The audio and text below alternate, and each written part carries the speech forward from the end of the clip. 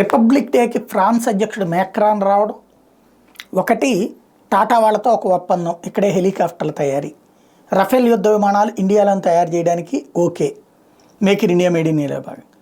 కానీ చైనా ఒక పెద్ద అనుమానాన్ని వ్యక్తం చేస్తుంది, అది స్పేస్ వెపన్. చైనా వాడు ఆల్రెడీ ట్రై చేసి పంపించాడంటారు, అమెరికా వాడి రష్యా వాడి కూడా ఉంటాయంటారు. అంటే ఒక అణుబాంబు లాంటి అత్యంత పవర్ఫుల్ బాంబుని రాకెట్ల ద్వారా అంతరిక్షంలోకి తీసుకెళ్ళి పెట్టడం, అక్కడి నుంచి అటాక్ చేయటం భూమి మీదకి. అంటే శత్రువులు చుట్టుముట్టినప్పుడు శత్రువుల్ని దెబ్బతీయడం కోసం వాడటం కోసం అంతరిక్షంలో బాంబును పెట్టారు అన్నటువంటిది ప్రచారం జరిగింది.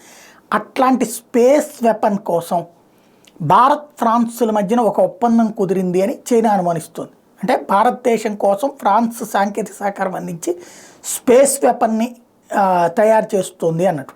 ఇది ఎంతవరకు వాస్తవం భవిష్యత్తులో తేలాలి.